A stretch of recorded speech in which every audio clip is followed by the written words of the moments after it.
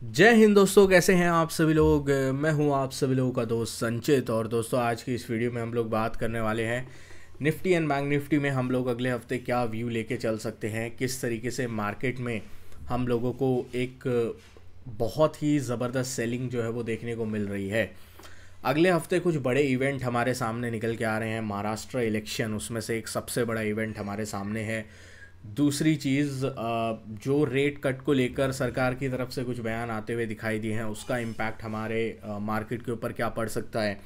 And there are certain news CLSA को लेकर, जो कि एक ब्रोकरेज फर्म है जिसने चाइना के ऊपर अपना एक यू टर्न ले लिया है, तो उसका इम्पैक्ट किस तरीके से ग्लोबल मार्केट्स के ऊपर पड़ता है, स्पेशली चाइनीज़ मार्केट के ऊपर, और क्या FIs का फ्लो वापस से इंडिया की तरफ आता हुआ दिखाई देगा। सारी चीज़ें इस वीडियो में डिस्कस करने वाले हैं। तो दोस्तों, वीडियो शुरू करने से पहले चैनल को सब्सक्राइब कीजिएगा, बेल आइकन को दबाइएगा, और इस वीडियो का लाइक की हम रखते हैं लगभग 1500 लाइक्स। तो लाइक किए बगैर कहीं भी मत जाना। चलिए वीडियो को शुरू करते हैं। देखिए, सबसे पहली चीज़ हम लोग जो बात करने वाले हैं वो है US मार्केट की। ठीक है, बहुत कुछ अच्छा चल रहा था US मार्केट में, बट उसके बाद सडनली जो फ्राइडे के दिन बड़ा कोलैप्स और क्रैक हमें आता हुआ दिखाई दिया, उसके बारे में अगर हम डिस्कस करें तो डाउ लगभग 300 पॉइंट नीचे बंद हुआ, नैस्डैक्स 500 पॉइंट नीचे 2.5% की गिरावट हमें देखने को मिली। US के विक्स में लगभग 11.5% की तेज़ी देखने को मिली है, जो कि एक नेगेटिव चीज़ है। मतलब वोलेटिलिटी इंक्रीज़ होने वाली है US में, ये वहाँ का विक्स जो है वो डेफिनेटली दिखा रहा है। अगर हम हमारे यहाँ की बाकी मार्केट्स की बात करें तो European markets flat to negative, Asian markets के फ्यूचर्स निक्केई 800 पॉइंट नीचे उसके फ्यूचर्स, चाइनीज़ मार्केट लगभग फ्लैट हो गया, जो उनकी तेज़ी थी 1 से 1.5% की। तो बाकी सारी जगहों पे वीकनेस जो है वो सर्टेनली दिखाई दे रही है। तो ग्लोबल मार्केट से अच्छे संकेत नहीं है। गिफ्ट निफ्टी की अगर हम बात करते हैं तो गिफ्ट निफ्टी ने लो लगभग 100-125 पॉइंट नीचे का लगाया है। तो देखते हैं कितना पॉइंट नीचे जो है गैप डाउन होता है या नहीं होता है। ये सारी चीज़ें हमें मंडे को देखने को पड़ेगी, क्योंकि अभी मैं गैप डाउन की बात नहीं करने वाला हूँ, क्योंकि एक चीज़ पूरे वीकेंड पे सब जगह चली हुई है, CLSA और CLSA। अब CLSA का नाम आपने पहली बार शायद नहीं सुना होगा, बहुत बार रिसर्च रिपोर्ट्स हो गए या फिर स्टॉक्स के ऊपर कोई रिपोर्ट्स हो गए, ये लोग लाते रहते हैं। एक फॉरेन ब्रोकरेज फर्म है। इन्होंने क्या कहा है कि इन्होंने अपना जो चाइना के ऊपर एक फेवर किया था 2-3 महीने पहले, जिसके बाद एग्रेसिव FI सेलिंग जो है वो शुरू हुई थी। लोग इसको उस तरीके से जोड़ के देख रहे हैं कि एग्रेसिव FI सेलिंग शुरू हुई थी, उससे पहले CLSA ने चाइना को जो है वो ओवरवेट किया था और इंडिया को अंडरवेट किया था।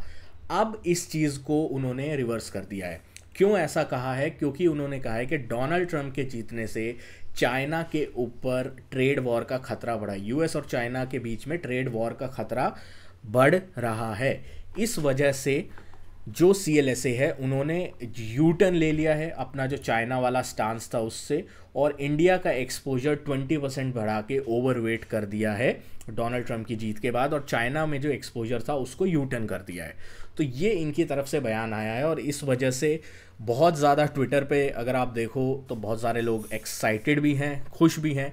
अब उन्हें लग रहा है कि FIs का एक्सपोजर दोबारा से इंडिया में वापस आने लगेगा। बट क्या इससे डायरेक्ट बस मंडे को ओपन होते ही आपको ख़रीद लेना है? क्या डायरेक्ट मंडे को ही बाज़ार जो है वो घूम जाएगा, या फिर कुछ और केवियट जो है वो दिखाएगा और उसके बाद जो है हमें बाज़ार में एक रिवर्सल देखने को मिलेगा? ठीक है, एक चीज़ आपको ध्यान रखनी है। लास्ट टाइम जब CLSA ने इसी तरीके का एक इंडिया के ऊपर ओवरवेट रेटिंग करी थी, ठीक है, अंडरवेट से पहले ओवरवेट जो करी थी, उसके बाद जो निफ्टी है वहाँ से 1000 पॉइंट गिरा था।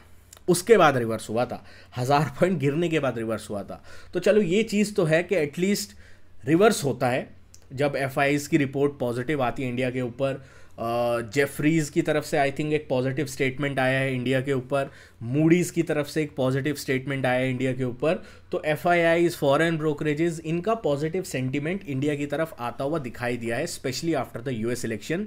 और चाइना का जो पैकेज इतना स्ट्रॉन्ग नहीं आया है, उसका इम्पैक्ट जो है वो डेफिनेटली देखने को मिल रहा है।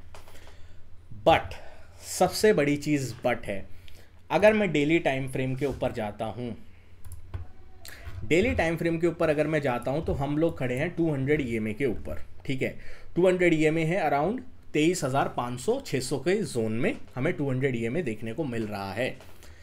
बहुत सारे लोग इस खबर को सुन के मंडे के दिन खरीदारी करने की कोशिश करेंगे, and that is when I think market will trap the retailers and traders.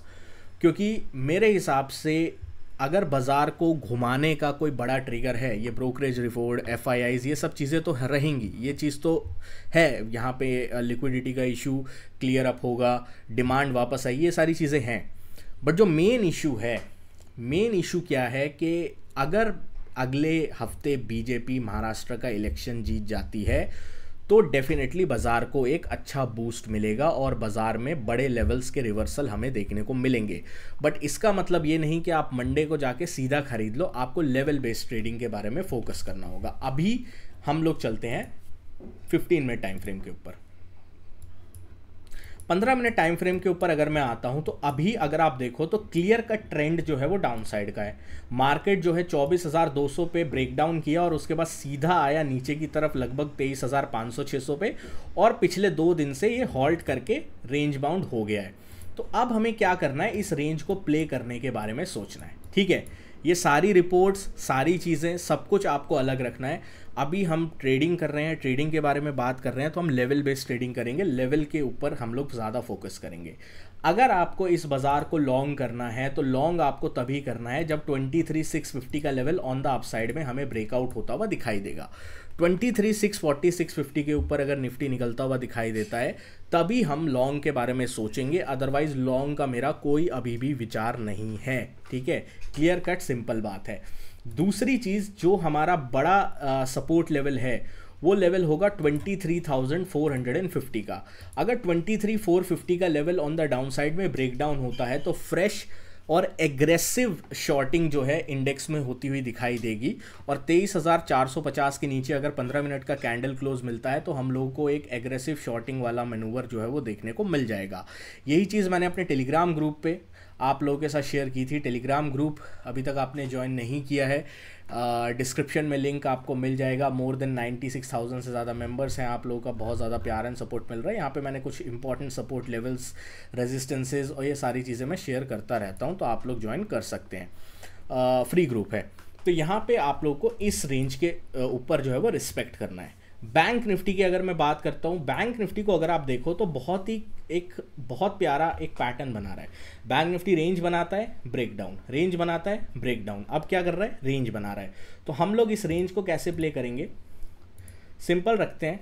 ठीक है, एक ट्रेंड लाइन जो है हम लोग ड्रॉ करेंगे। ट्रेंड लाइन एक ड्रॉ हो गई और साथ में नीचे से हम लोग एक सपोर्ट ड्रॉ करेंगे। तो यहाँ पे आप लोग को क्या करना है, जब तक बैंक निफ्टी इस स्विंग हाई जो कि है 50,550 का 50,550 के ऊपर नहीं निकलता है, तब तक आपको बैंक निफ्टी में एग्रेसिव लॉन्ग पोजीशन नहीं बनानी है। ठीक है, ऑन द डाउन साइड में बैंक निफ्टी अगर 49,900 के नीचे जाता है तो एग्रेसिव सेलिंग आ सकती है। उसके बाद हम लोगों को बैंक निफ्टी में 49,300 तक के levels on the down side में देखने को मिल जाएंगे। मिड कैप सिलेक्ट की लास्ट एक्सपायरी है। ठीक है, उसके बाद आई थिंक सिर्फ मंथली एक्सपायरीज होंगी मिड कैप सिलेक्ट की, लास्ट एक्सपायरी है। तो बड़ा एक मोमेंटम हम देखने को एक्सपेक्ट कर सकते हैं, जैसे हमें bank Nifty and fin Nifty में लास्ट वीक जो है वो देखने को मिला। तो हम लोग किस तरीके से प्ले करेंगे, मिड कैप सिलेक्ट के लिए 12,000 का लेवल बहुत ज़्यादा क्रिटिकल है और ऊपर की साइड में 12,200 का लेवल बहुत ज़्यादा क्रिटिकल है। अगर आप ट्रेडर हो और डायरेक्शन खेलना चाहते हो, डायरेक्शनल प्लेयर हो, ऑप्शन बायर हो, तो आपको इस रेंज को रिस्पेक्ट देनी होगी। जब तक मिड कैप सिलेक्ट निफ्टी इस रेंज के बाहर नहीं आता है, हम लोग डायरेक्शनल कोई भी प्ले जो है वो नहीं कर सकते। 12,225 का लेवल बहुत क्रूशियल रेजिस्टेंस है और 11,975, 12,050, 12,010 एक बड़ा सपोर्ट है। तो या तो 12,010 के नीचे मिड कैप सिलेक्ट जाता है तो एग्रेसिव शॉर्टिंग का एक ट्रेड बनेगा, क्योंकि गिरा, पॉज लिया, अब दोबारा से ब्रेक डाउन देगा। या फिर 12,200 के ऊपर निकलता है तो हम लोग को एक रिवर्सल का ट्रेड प्लान कर सकते हैं टुवर्ड्स द टारगेट ऑफ 12,317 के लिए। इस चीज़ के ऊपर अपने को नज़र रख के चलनी है। निफ्टी फाइनेंस, ठीक है, सारे अगर आप देखो इसी तरीके के पैटर्न्स जो हैं वो बनते हुए दिखाई देंगे जैसा बाकी इंडाइसेस में है। तो निफ्टी फाइनेंस की अगर मैं बात करता हूं तो 23,330 350 एक रेजिस्टेंस, 23,050 और 75 एक सपोर्ट। जब तक ये रेंज में है डायरेक्शन वाले प्लेयर कुछ भी नहीं करेंगे मेरे हिसाब से। अगर मार्केट को ऊपर की तरफ जाना है तो पहले मंडे और ट्यूसडे फर्स्ट हाफ में मार्केट जो है वो नीचे का एक ट्रेंड देगा, and then we will see a reversal in the Tuesday second half, and then election की रैली की वजह से हम लोग ऊपर की तरफ जाएंगे। ये मेरा पर्सनल व्यू है, so take it with a pinch of salt. ज़्यादा इस पर अपना एनालिसिस मत निर्भर रखिएगा। आपको लेवल्स बेस्ड ट्रेडिंग करनी है, ना कि किसी के एनालिसिस या एजम्पशन बेस्ड। तो हम लोग 23,075 का लेवल जो है वो नोट करके रखेंगे। इसके नीचे जाता है तो एग्रेसिव सेल, और 23,323-30 के लेवल्स को अगर ऊपर की साइड ब्रेकआउट करता है तो एग्रेसिव बाय के बारे में हम लोग सोच सकते हैं। दोस्तों आशा करता हूँ वीडियो आपको पसंद आई होगी। वीडियो पसंद आए तो वीडियो को लाइक कीजिएगा। मिलता हूँ आपसे अगली वीडियो में। Thank you so much for watching guys. जय हिंद, वंदे मातरम।